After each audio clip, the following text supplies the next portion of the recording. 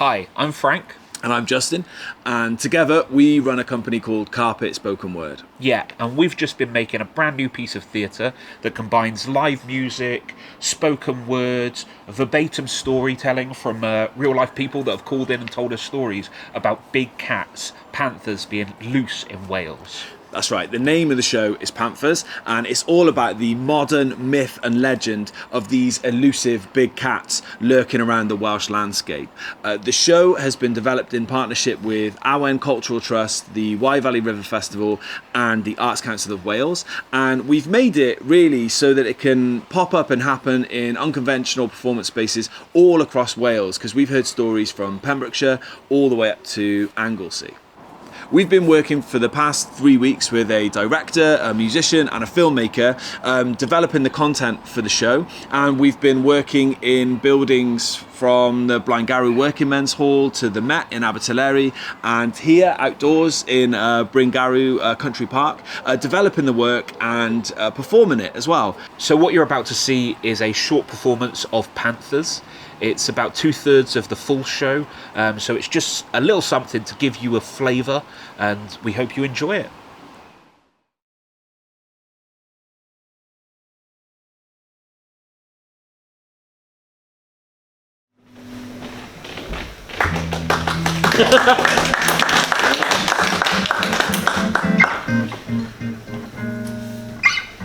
A farmer has reported 3 sheep mysteriously missing from his farm in the past week. Carcass of a deer has been found by a dog walker 30 foot up a tree. A drunken teenager walking home from a late night out claims to have seen a panther prowling around a residential estate. A wildlife reserve has got a pony that has mysterious scratches along the hind quarters of it, all 3 inches apart. My name's Justin. And I'm Frank. And this is Jefferson. And for the last 3 weeks, we have been investigating whether they are, in fact, big cats in Wales. The reason Frank and I want to investigate this is because, truth be told, sometimes it's embarrassing to say it out loud, but I'm about to. Frank and I claim to have seen big cats. Different occasions, both whilst we were growing up, and the story will unfold before you. And the reason that we needed to investigate it because we have to find out if it's true or if it's untrue, if it's imaginary, or if our memory is playing tricks on us. Yeah. So we went out there for the last 3 weeks with an aim, with a goal. We have been trying to prove that big cats exist in Wales. Exactly. What we are about to share with you is mostly real. Okay, so since the 1970s, big cat sightings in Wales have gone through the roof. So much so that actually in the early 2000s, Welsh Government was forced to respond.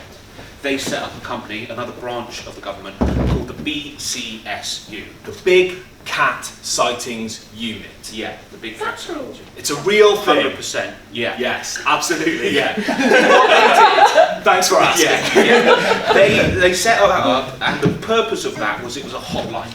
You could call up and record big cat sightings.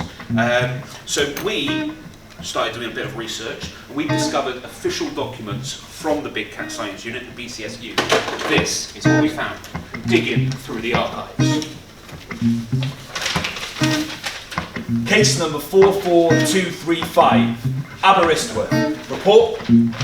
Okay, black cat-like animal, bigger than a domestic cat, approximately the same size as a large dog. Animal sitting and therefore didn't see its tail. Sighting? Yes. Physical evidence? No. Case number 44287, Newport, Gwent. Okay, brilliant. Yes, black cat recorded on wildlife camera, seemingly limping, presumed injured or old. Sighting? Yes. Physical evidence? No. Case number 3648, McCuntliff Palace. Brilliant. Okay, sighting initially reported to the police. Report said they saw a large black cat, size of a Labrador, sitting in the corner of a field with horses in it. Sighting? Yes. Physical evidence? No.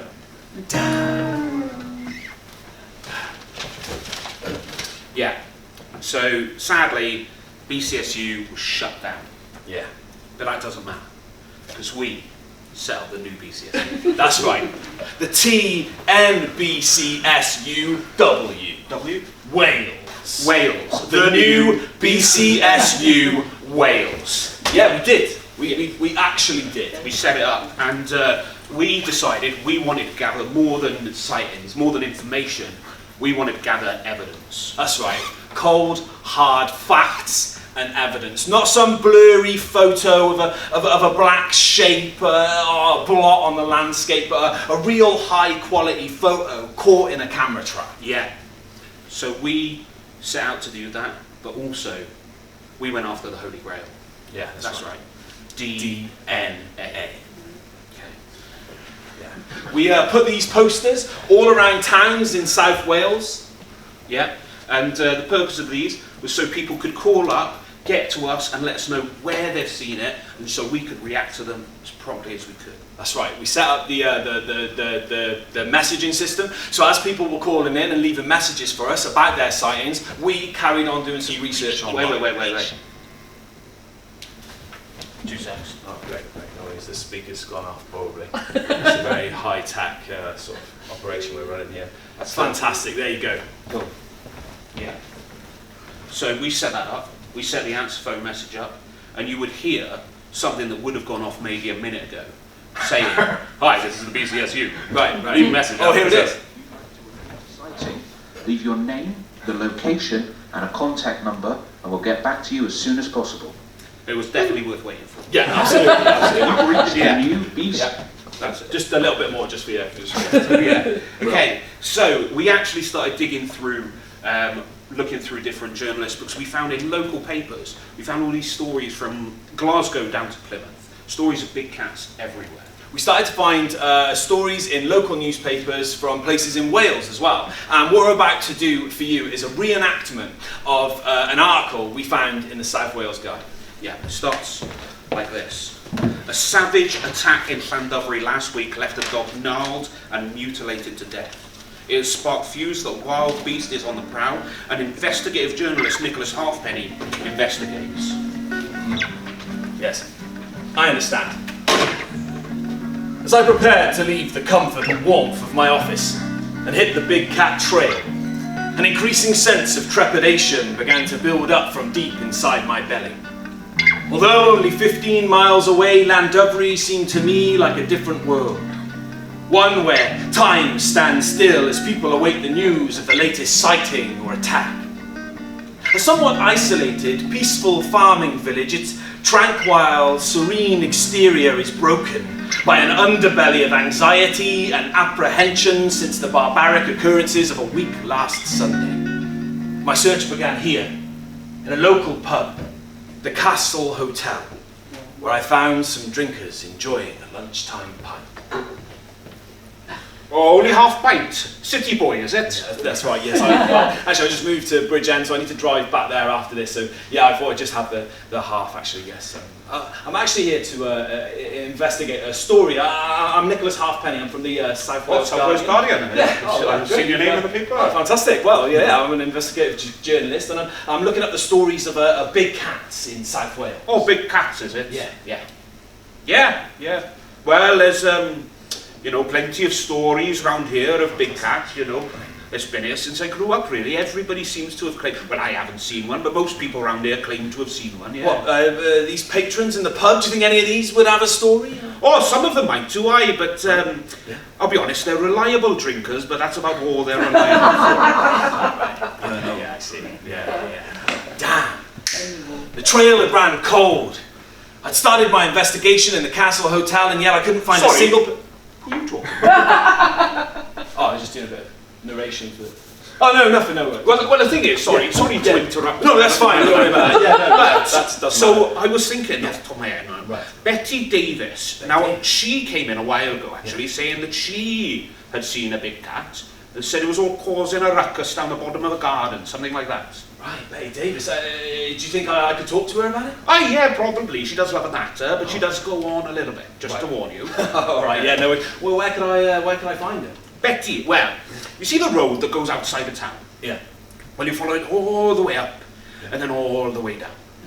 And then she lives in a house. Its roof black as the night. Garden full of roses, smells of Turkish delight. Its walls are white cream, and it has a big red door. Oh, actually, scrap that. She's on table 4. Oh, yeah, I see her. Fantastic. Thanks, barkeeper. No worries. As I made my way across the bar towards the woman known as Betty Davis, I saw she was sitting quietly alone. It seemed almost as if she was waiting. Oh, thank you, dear. Oh, no, that's Oh, I'm parched, I am. Betty Davis? Aye, that's me, lovely. Hi, Who are you? My name's Nicholas Halfpenny, and I'm a journalist for the South Wales Guardian. I'm here investigating the latest big cat sighting. Oh, big cat, is it? Yeah, it is. Yeah. The barman said that you might have a story. A story? Yeah, About big cats, is Yeah, it? that's right. Yes, yeah. Aye, well, I do have a story. I've got a few a woman of my age. Yeah. She gets a few stories in her house. Well, Right, yeah, a few of these, and I'll tell a few more. But, you know, so, yes, so, my little dogs, Yes. bless them, little angels they were, see? Right. I had little Bitsy and little Bopsy. Oh, fantastic. And Bopsy, well, he wasn't so much an angel, a bit of a little shit, really. Like, he used to like chew on my slippers, and he'd be piddling in the kitchen. That was frustrating. Yeah, it was. Yeah. Oh yes, so Yeah, the yeah, cats. so the cats, yeah. So I let them outside in the dark. You know, it was winter, see, Yeah. and it got dark in early in the winter. You know, so I let them outside just for a wee before bed and stuff. Right. And I called them back in, and they wouldn't come. And you know, I got the food, I was tapping on a tin of food, usually around my ankles there when I tap in on a tin of food, they wouldn't come in. Well, why wouldn't they come in? Well, this is the thing. It got them. In the bottom of the garden, it got them. And you saw it?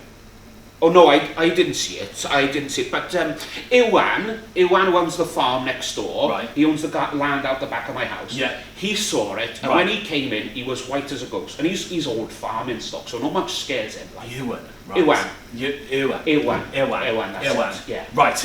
And where can I speak to Ewan? Awen? Yeah. Oh, he'll be in the smokiest area. He'll be the one on the pipe. Lovely guy. Oh, what, just out there? Yeah, just out there. Oh, fantastic. Well, if you don't mind, babe, thanks so much for the information. I'm going to go and thank you. Thanks very much. Yeah, no worries. Oh, well, actually, I'll tell you what, hang on.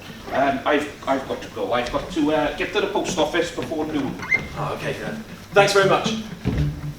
I thought I wouldn't bother trying to retrieve what Betty Davis had left of my half pint. And as I made my way across the bar once more, towards the outdoor smoking... Yeah. Who are you? It's just a thing. It's just a thing. It's just...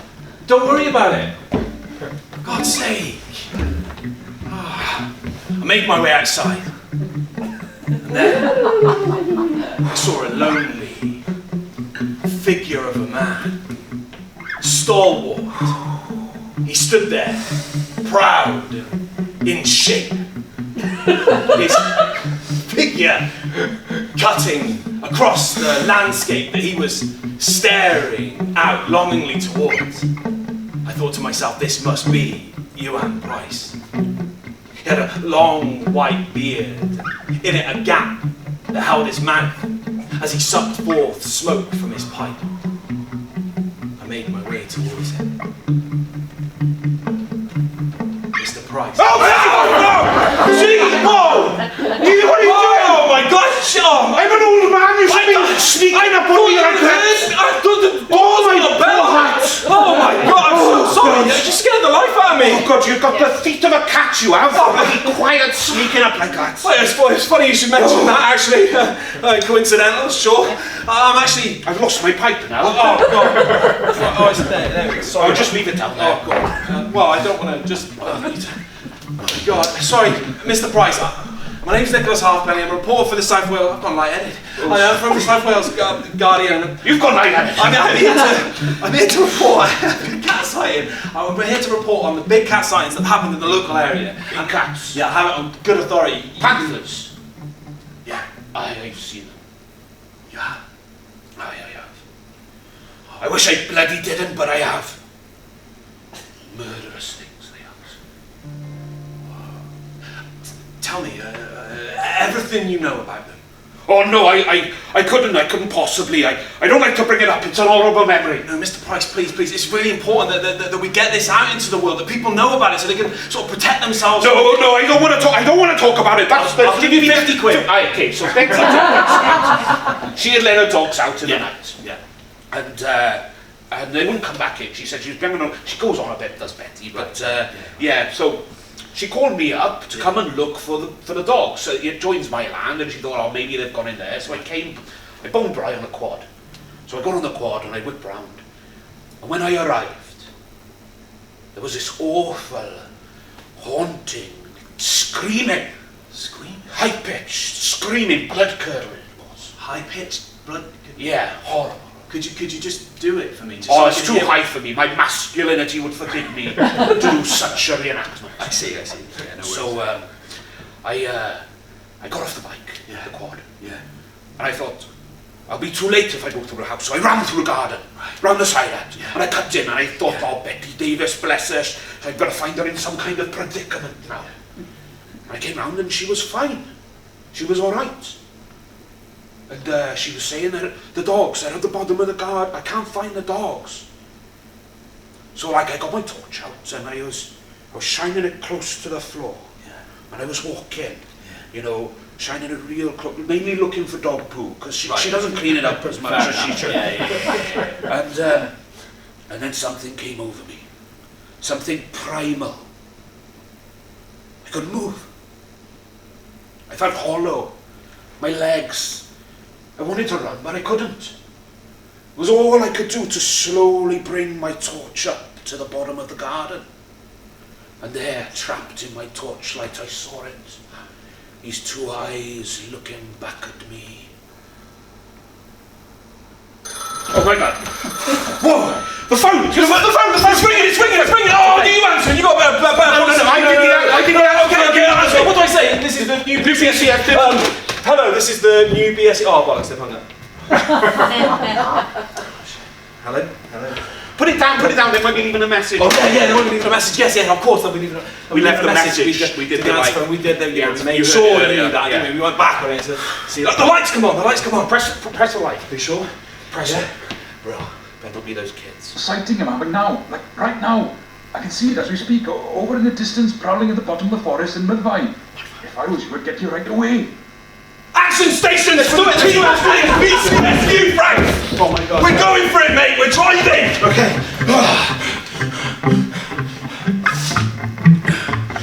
We got in the car and we headed out to what felt like the middle of nowhere.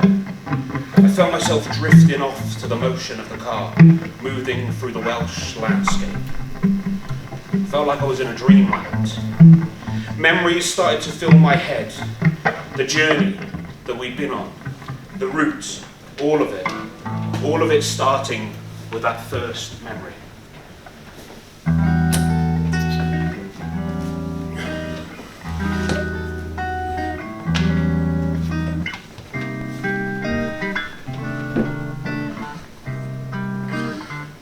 It's dark. Clouds cover the stars and hide the light from my 9-year-old eyes. I'm heading back from a place I don't remember going, not knowing tonight's going to be something worth holding on to.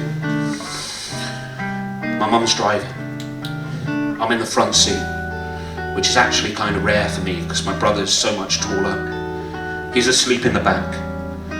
My window's opened a crack just a little less than an inch, and the nighttime countryside air is breathing life into me. Through these narrow lanes, I'm wide awake. No signal means the radio's been switched off to stop the soft sound of static crackling like dry leaves under our feet. We've had a long night, so we don't speak. Silence crawls through the crack from our remote surroundings. The night has climbed into the car with us, and filled up the empty spaces.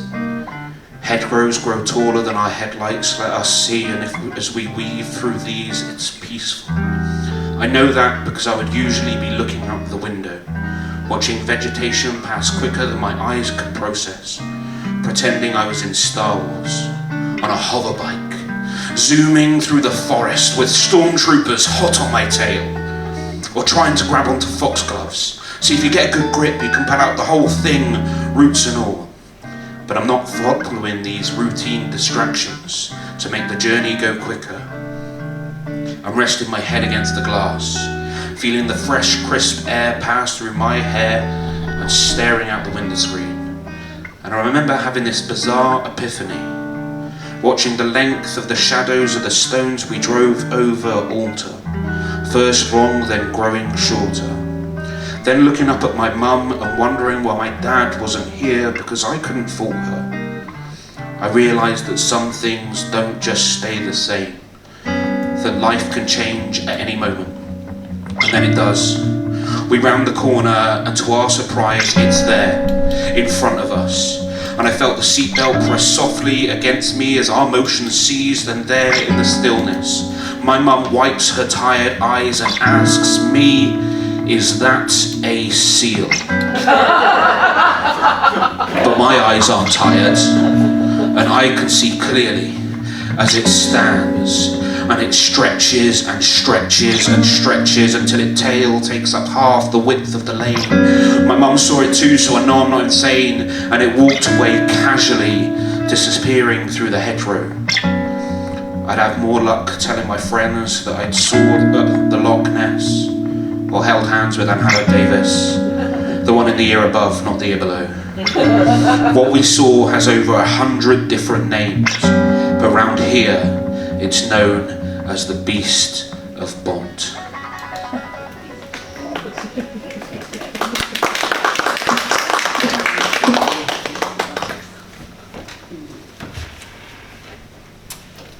Yeah, we know what you're thinking. Yeah, we know. We get asked it all the time. Where's the proof? Yeah? Where's the evidence? All you've got are stories, and anyone can tell stories. In fact, most people tell stories when they want to create something that's untrue. So what we need are facts. Cold, hard facts. Cold, hard facts about cats. Cold, hard facts about cats from Frank. And yes, my friends, that means it's time for Frank's Big Cat Facts. Hit it! Welcome everyone. You know, it's so glad to see you here on this lovely evening. I know you're all keen to learn and I'm keen to teach, so we're going to do this. Justin's going to give us our first fact. Yes! Melanistic leopards. Fact 1! Melanistic leopards. So, when people think of big cats, panthers prowling in the night, most of their mind goes to Bagheera from Jungle Book. Now what Bagheera is actually a leopard, but he's a melanistic leopard. This means that he has increased gene for melanistic potential. Basically, melanin, the pigment of black, is increased in his coloration. It's just a normal leopard, but with increased black. It's not its own species. Fact number 2! Territorial range! Oh, that's a good one. So, panthers in the wild, they encapsulate these incredibly large territories, as much as 2,500 acres per cat. And they have such a large scale because they're often travelling, they're often moving, they predate on a lot of different wildlife, and sometimes they've got to go a long way to find that perfect little lady or that perfect little man to make little baby panthers. Fact 3! Screaming like a woman! Oh, yeah, okay, so panthers, or melanistic leopards, sometimes when they're getting a little bit frisky, they're getting to know each other, they've been known to let out this blood-curdling scream, and it screams, it sounds like a woman. There's actually been police called a lot of the times thinking a woman's being attacked, but in fact it's just a big cat in the area that's having a nice time. And sometimes they even do it to protect their food or protect their territories to warn off other predators. Fact 4! A leading tone! Oh, that's a good one. So, when you're out in the woods and you're having a little look around through the dirt, like we all do, and you find a paw print, you might wonder yourself, is this a big cat? Is it just a Labrador? Who knows? Well, with this little tip you will. So, whilst dogs have 2 toes that meet and 2 toes that meet, big cat will have what's known as a leading toe. So the inside second toe will be larger and more dominant than in fact the one next to it. Fact number 5. Silent and stealthy. Oh, continuing with the feet. Yeah, so the pads on a melanistic leopard's feet, incredibly soft and squidgy. And as they walk, their back foot will actually land in the footprint of their front foot. This is to stop any leaf litter rustling or breaking any twigs. Makes them an incredibly stealthy predator. Fact number 6. Crepuscular. Great pronunciation. Crepuscular. So it sounds like a big scary word. Don't be scared of words. Okay, so what that means is an animal that is active at dawn and dusk. It's not nocturnal, it doesn't like operate during the night, or it does a little bit, not in the day. Its perfect operating time is dawn and dusk. And what that means is they've evolved this wondrous sense of sight that allows them to pick up great detail, even in really, really low light levels. Fact 7. Right there. Thank you. 7. 1 sheep a fortnight. Oh, 1 sheep a fortnight. They say an apple a day keeps the doctor away, but 1 sheep a fortnight is the perfect amount for a big cat. They don't eat 3 meals a day like us. They can have 1 big meal and actually go for a fortnight on 1 big catch. So yeah, they don't need too much food to keep in good shape. Fact 8. Primary sense. Oh, this is a good one. So, like us, they have great vision, but actually one of the ways they communicate and talk to each other isn't with body language, it's with scent.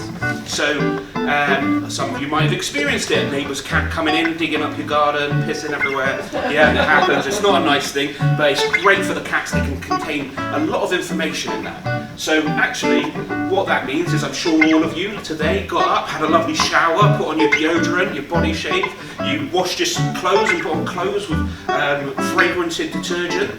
Yeah, and what that means is that the big cat has got an incredible sense of smell, and it's going to smell you before it sees you. But what's more important is it'll smell you before you see it and give it a chance to be elusive and go away. Fact 9. Tail size. Oh, so people often have trouble distinguishing in pictures of big cats. Is that a big cat or is it a big cat? Is it just a big house cat, a domestic cat? Or is it just actually a large panther that exists in our rural countryside? One of the easiest ways to tell on a picture is look at the size of the tail. Whilst the domestic cat has got quite a big tail, it's usually a big fluffy tail, a panther will have a thin broomstick-like tail, which is actually twice the length of its body sometimes, or 1.5 times the length of its body. Much, much longer than a domestic cat. Fact number 10. Final fact. Final fact! Toothpit analysis. Oh, so this is a really interesting one.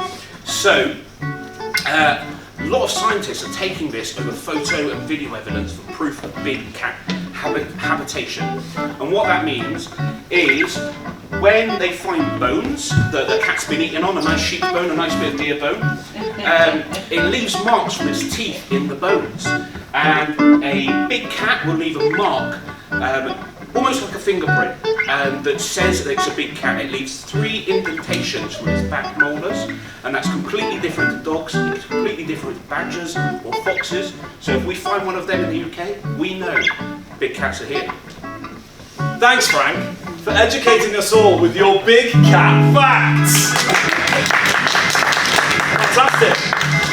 So now let's crunch the numbers. If a panther's normal territory is 150 acres, and we consider Wales's rural acreage is approximately 3.5 million acres, it's safe to say that if one panther did exist and stuck to this territory, it would be able to live unseen for the entirety of its life. But of course, people do see panthers, or at least they claim to. So what does that mean? Well, let's travel now to India, a country in which panthers are a native species. Right now, there is over 1,000 panthers roaming the wilderness of India. Compared to Wales, Its rural acreage is approximately 5 million acres. Their population is also significantly higher, so the chances of spotting a panther in India are supposedly significantly higher than the chances of seeing a panther in Wales. But that's not the case. Last year in India, there were 8 documented sightings, the exact same number as Wales, proving just how elusive and hard to spot these creatures actually are. So, now let's travel back to Wales and assess the fact that if a panther only needs to eat once every 2 weeks, in that time it can roam over 200 kilometres, that means a single panther could take a sheep from the mountainside of Snowdonia and 2 weeks later take another sheep from a farm in the Brecon Beacons, and no one would know any differently. I mean, who is connecting the dots? It's a great question. Thanks, Frank. We are. That's right, us. And we're hot on the trail of a call. We've had our call and we're heading to the forest in Mudvie. If we were in America, Frank would be driving, but we're not. We're in Wales. We're headed to the forest in Mudvie, hot on the trail of an elusive big cat. There has been a confirmed sighting within the past 2 hours. And as we arrive, we park the car and immediately we engage with some action.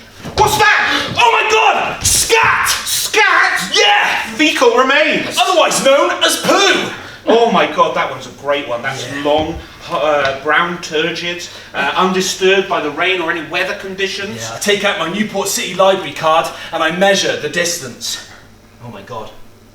2 library cards. Oh my god, that's the biggest we've had. And what's that there, Frank? That's sheep's wool. That means whatever's left this has been predating on local farm life. Wow. Bag it. Bagging it. Good job. What's that? That! Yeah, my god! It's a footprint. Whoa, no way. Oh my god. It's massive. It's a good size, yeah. Is that a leading toe? I'm not sure. Tell. The mud, it's a bit slippery around here. The mud. Wait. Here's a blade of grass. Check the depth of the nails. I've never done this before. Oh, no I worries. don't really know what. Yeah. No, neither do I. We're just sort of pretending. Bag it! I'll just take a picture. Yeah, just take a picture of it. Yeah, you can't Yeah. really bag a footprint, can you? I mean, you'd ruin it if you tried to do that. Yeah. Excellent. All right. Oh, wicked. What's that? Oh my gosh! Sheep's bones! Down the bottom of the ravine at the bottom of the forest! Oh my god, we'll have to get there tomorrow because it's getting a little bit dark. That's right. Yeah. Bit analysis. Bit though, dark that'll for be that. crucial. Yeah. Remember, the best time to see a panther is either at dusk or dawn, so this is the perfect opportunity. And as Frank sets up the campsite and starts building us a fire, I start retelling the story of the time that I saw a panther. Not so much in the wild, but in a small rural village on the edgeland of Wales.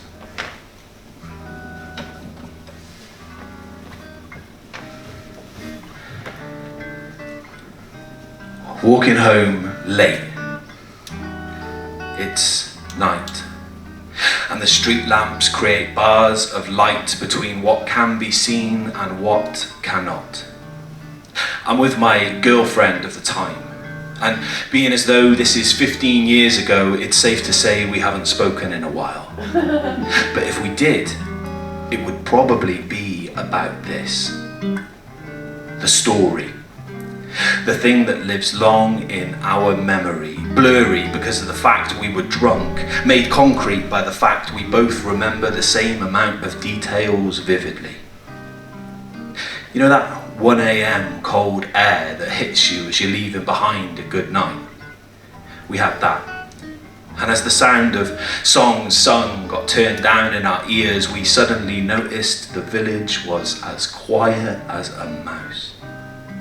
As motionless as parked cars, as safe as a house. Not a single sense of ours detected danger, and as we walked on, hook-armed, slightly stumbling from the aforementioned drunkenness and lack of needed slumbering, we used each other as a crutch to prop us up. We'd been walking for a while now, and we were stepping ever more towards my parents' house, which was just 2 turns in the road away from where we were now. And I'll remember always what she said next. As I felt her grip on my arm tighten with the sharp inhale of breath, we were both as still as death, both as silent as the night, squinting to adjust our eyes to the low light, and then she whispered, "What the fuck is that?" And looking back, I thought I might be able to find an answer for what I still can't tell you now. Because in that moment, something once imaginary became a reality. Something that was always just a story poured into ears from tongues became something unreal, now real enough to feel the need to run. But we didn't run. We both just stood and stared at it, frozen by confusion or fear. And as my vision pulled its shape into focus, I for some reason felt myself lurk forwards. And as I did, the beast bolted off and away and through the estate. And whatever happened next, I knew something had changed. Because now it was just a memory. But something made more real by me every time I tell the story. But then, a few years later, when I spoke to my ex, she didn't seem as cursed by the same interpretation, and she said, "Yeah, I remember it. It's probably just a dog." And the more I think about it, the more I think she's probably right. Don't say that. Like, why are you going to say that? Well, no, I don't know. It's just, you know, you. I mean, we were out here trying to prove that it's all real. Yeah. Like, I feel like I'm out here on my own. Well, chill out. I was just I telling you set up the story, tent and the fire. I know, it's brilliant fire. It's amazing. It's great. No, listen, it's just like you can't help the little feelings of doubt. Now I've dealt with doubt from them. I've dealt with doubt from the Facebook sites. Everything. I can't deal with your doubt. You've got to be on my side with it. I am. No, 100%. You know what? I'm gonna go. No, I'm gonna go to bed. I What? can't deal with this right now. I'm saying that. Look, we'll just start again in the morning, all right? Can't be done with this. I was just saying, you know, it's just a little seed of doubt.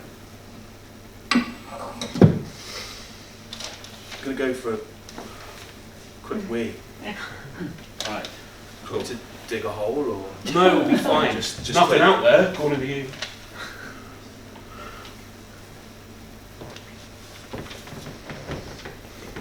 I feel so close to it, to achieving it. That picture, our picture, in the paper, of our panther. Proof. No more people rolling their eyes, calling names. You know, doubting me, doubting my story, doubting my experience. I don't know why he's so annoyed at me. I'm just, you know, considering everything, you know, just as well as my doubts, because there's something about this trip. It's just the darkness surrounding it. It makes me think the whole thing is just even more unknown. I mean, what do they know anyway? Like, it's not just my story, it's my mum's story too. She saw it. I mean, she remembers it differently, but she saw it. She remembers it as this like fleeting thing, but I remember it so much slower, so much more detailed. And you can't make up detail, can you? I mean, who knows what to think anyway? You know, we say we saw something, but it was so long ago, it just feels like some unfinished film that's stored up in your head, and every time you remember it, it's like replaying it again, but Each time it gets blurrier, like an old VHS. I mean, then again, I can remember waking up from nightmares and seeing monsters and ghosts at the bottom of my bed. And they're not real. They don't exist. But that's just your imagination. It's a kid's imagination. I mean, a kid can make the not real, real. And then, as I watched the mist from my Wii sort of dancing around in the moonlight in front of me, I start to see shapes and things, hovering ghosts, snakes, licking frames, apparitions of wee mist in front of me. It makes me think our minds can trick us into anything. I mean, what if I don't get the picture? I mean, realistically, what are the chances of me getting a picture? I mean, so many have tried. There's got to be a reason they failed. I mean, what's the chance of me proving it?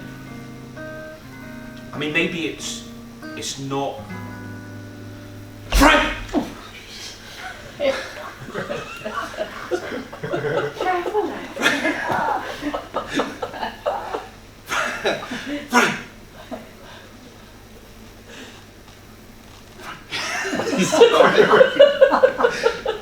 Let's do that again. Frank! Frank! Frank, is that you? Frank!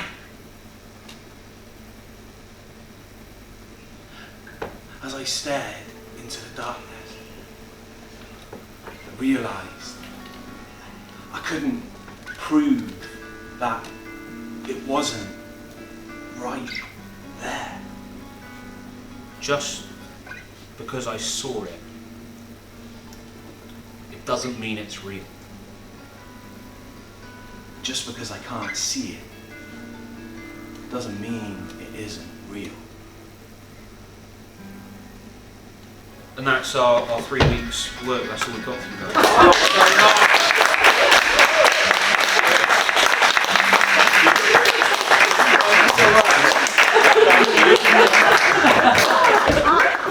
Sorry, Matt.